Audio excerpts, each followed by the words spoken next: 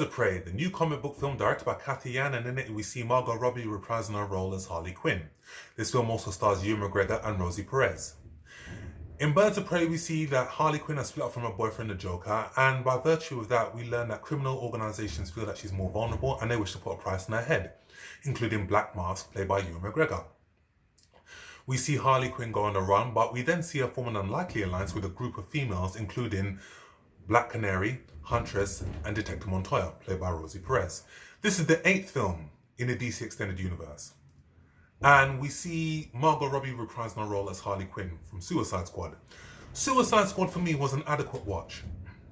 It wasn't a great film, but I found it to be far more entertaining than a disappointing Batman vs Superman.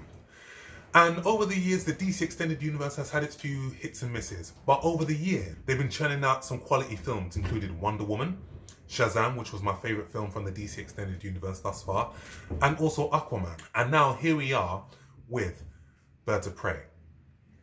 Birds of Prey is different in tone to the previous films that come up from the DC Extended Universe. Number one, this film is a 15. There's a lot of swearing in this film. There's a lot of stylized violence in this film. And you can see that this film has taken its inspiration from other films that come before it that were in the comic book genre, like The Kingsman, Kick-Ass. And also you can see that it drew inspiration from Deadpool.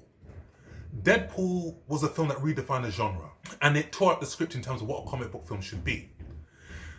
Whereas most comic book films are playing it safe, Deadpool was profane, it was violent, a character that broke the fourth wall often, and there was a lot of in-jokes.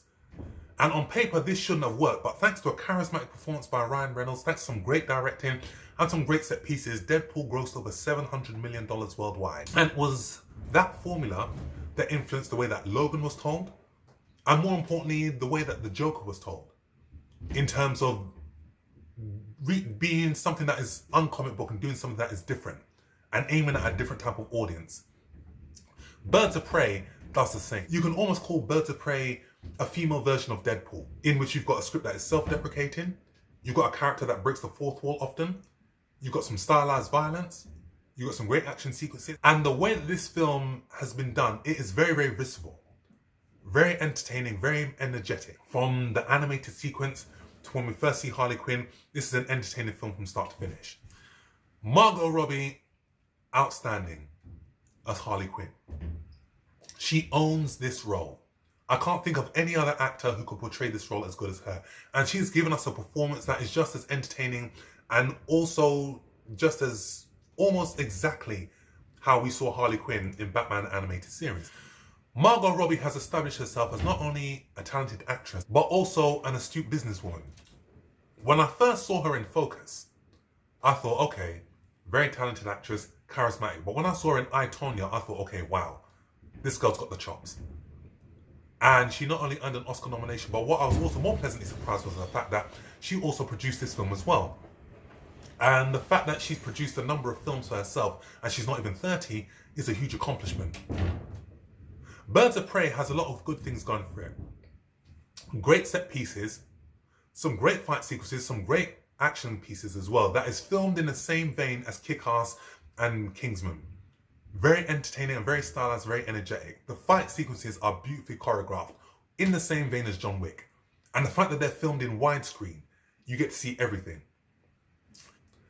And the utilization of colors, the color palette in this film is gorgeous.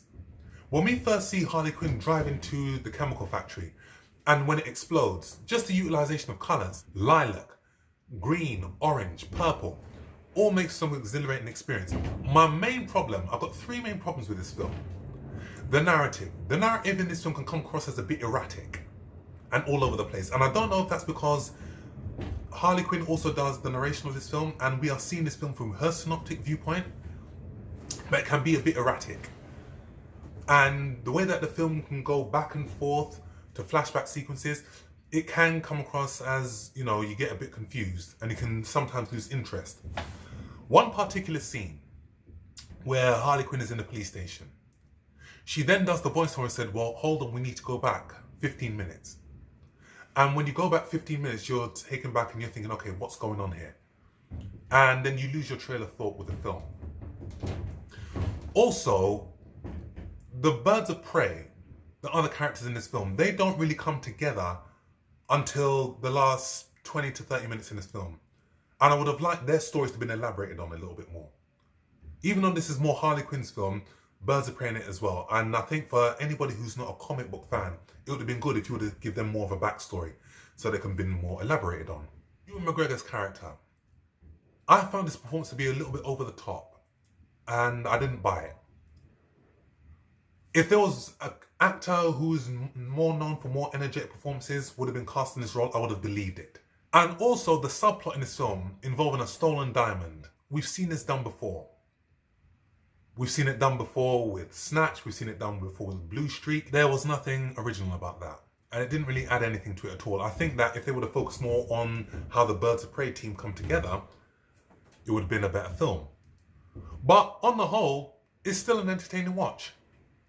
Very funny, great action sequences. Again, like Deadpool, self-deprecating, breaks the fourth wall, very entertaining in parts, great soundtrack, great performance from Margot Robbie, another solid entry into the DC Extended Universe. So they're slowly but steadily starting to pick up steam.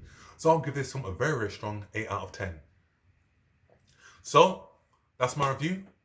Hit that subscribe button, hit that like button. Leave your comment with what is your favourite film from the DC Extended Universe thus far. Have you seen Birds of Prey? What did you think about it? You looking forward to Wonder Woman 2? What will that be like? Will that follow the same tone as Birds of Prey? Leave a comment in the comment section and I shall see you on the next film review.